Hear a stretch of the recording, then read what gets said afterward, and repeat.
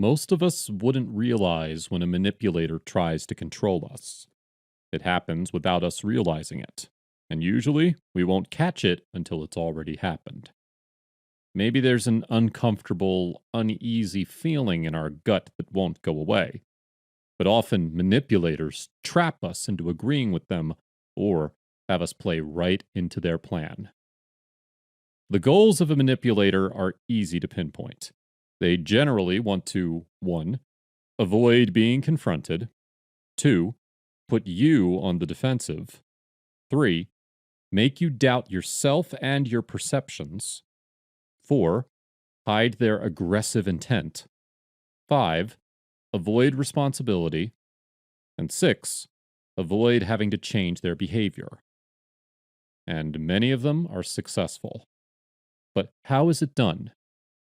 Today, we're going to look at 5 tactics of covert manipulation that these people employ to get away with their behavior without being accused of anything. Manipulators maintain domination through continuous, recurring emotional manipulation, abuse, and coercive control.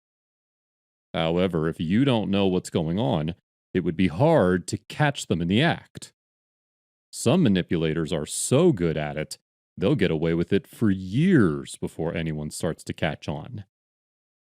By looking at some of their behaviors, you can help give yourself the tools you'll need to recognize the red flags as they come. This is by no means an exhaustive list, and every manipulator acts a little differently. This is about learning the patterns so you can apply them to your personal life as needed. So, let's get into it. Number 1. Lying. Habitual liars will often lie even when it's unnecessary. But in the manipulator's case, they aren't lying because they're guilty and afraid. Instead, they're lying to control the situation or confuse you so you'll do what they want. Some will simultaneously put you on the defensive with accusations that leave you unsettled and concerned. Lying can also be indirect, through vague comments or omitted information. A cheater might say they were working late at work or at the gym, but skip the part where they were cheating, therefore taking control of the narrative by providing something that can be proven. Number 2. Denial and avoidance. We aren't talking about unconscious denial. Manipulators deny information that is factual on purpose. In this case, denial can be a form of gaslighting, making you feel as though you're making a big deal out of something that isn't. The manipulator can minimize, rationalize, or make excuses, making you feel like you're overreacting or you misunderstood what was happening before. On top of denial, you need to understand that a manipulator will do anything to avoid being confronted or having to take responsibility for their actions. They'll avoid conversations about their behavior or refuse to address it. Turning your concerns to make you feel like you're overreacting is a marker for a manipulator. And if you think that someone is always ready to dismiss how they're acting, you may have a manipulator. Number 3, projection. The name of the game is blame, guilt, and shame. Projection tactics are a defense where the manipulator uses accusation to pin their behavior on others. Manipulators believe that the best defense is a good offense. They shift the blame so that the aggrieved person is now on the defensive, so the manipulator can stay innocent and continue their behavior, shifting the guilt and shame onto their victims. Guilt tripping and shame can change the focus onto you, weakening your argument and allowing the abuser to feel superior. Shaming can go far beyond guilt when making you feel inadequate. Be wary of apologies that aren't really apologies. They apologize that you took something the wrong way or that you feel a certain way, rather than for their direct behavior. Have you ever had someone try to shift the blame onto you? If you call a manipulative person out on their behavior, chances are they aren't going to appreciate the call out. Keeping your head cool in these situations can be exhausting, especially if you feel you're being gaslit into thinking the same way as them when you know that they're wrong.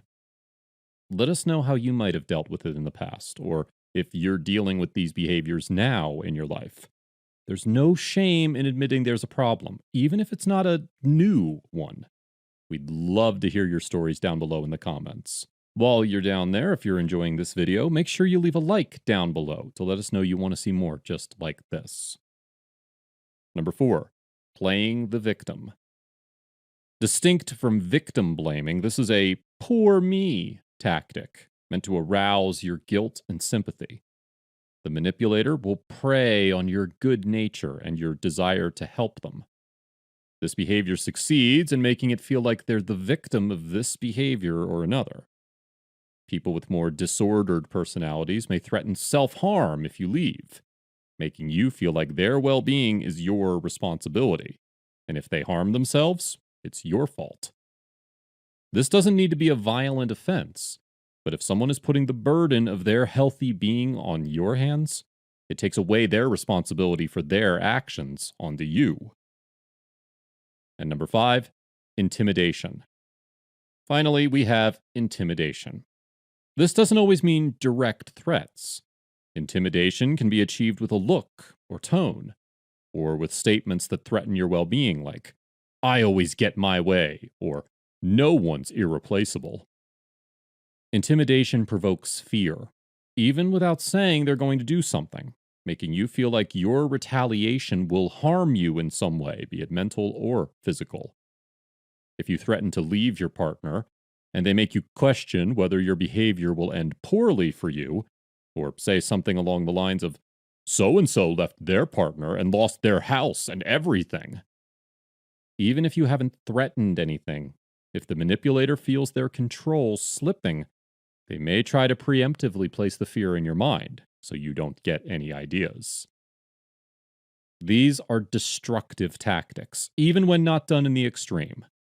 A manipulator works overtime to gain their victim's trust, often escalating their behavior over the years until they feel in control. They gaslight, dismiss, and emotionally abuse the people around them to their own avail.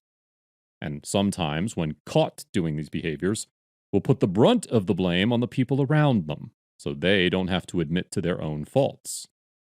Keeping an eye on potential red flags can help you not be a victim yourself, though it's never too late to catch the behaviors in people around you.